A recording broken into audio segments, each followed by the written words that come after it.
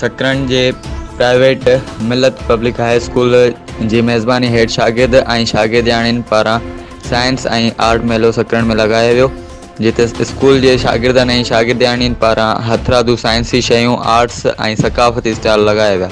सकरन शहर जे मुख़्तलिफ़ स्कूलनि जे शागिर्दनि ऐं शागिर्दियाणियुनि ऐं सिविल सोसाइटी पारां मेले जी विज़िट कई वई। 50 खां मथे आर्ट्स, सकाफ़ती ऐं साइंस जा मुख़्तलिफ़ स्टॉल लगाया विया ऐं ॾिसंदड़नि पारां संदनि भरपूर साराह कई वई। उन मौक़े ते असिस्टेंट कमिश्नर सकरन मोहम्मद सलीम जतोई चयो त शागिर्दनि ऐं शागिर्दियाणियुनि जूं तख़लीक़ूं ॾिसी ख़ुशी थी रही आहे ऐं मुतमइन आहियूं त असांजो मुस्तक़बिल महफ़ूज़ हथनि ऐं ज़हननि ॾांहुं वञी रहियो आहे। शागिर्दनि ऐं शागिर्दियाणियुनि जूं बहितरीन तख़लीक़ूं ॾिसी महसूस थिए पियो त सिंध जी शागिर्दनि ऐं शागिर्दियाणियुनि में भरपूर टैलेंट मौजूदु आहे, बसि उन्हनि खे उजागर करण जी ज़रूरत आहे।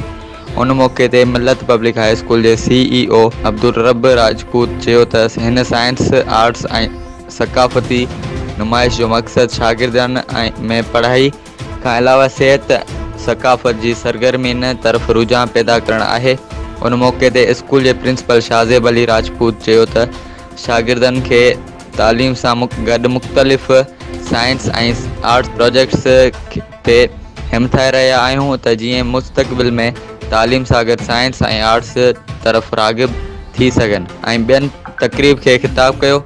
जॾहिं त साइंस आर्ट्स मेले में मीडिया सेंटर सकरन जो सदर कुर्बान उमरानी, सीनियर सहाफ़ी Qazi Javed, Rashid Mukarram, divisional assistant commissioner Dilshad Ahmed Umrani, Ustad Mohammad Zama Soomro, मजीद अब्बासी ऐं ॿिया पिणु मौजूदु हुआ। पुॼाणी ते शागिर्दनि ऐं शागिर्दियाणियुनि में बहितरीन स्टॉल लॻाइण ते सर्टिफिकेट अवार्ड ॾिना विया। कुर्बान उमरानी, सोच TV सकरन।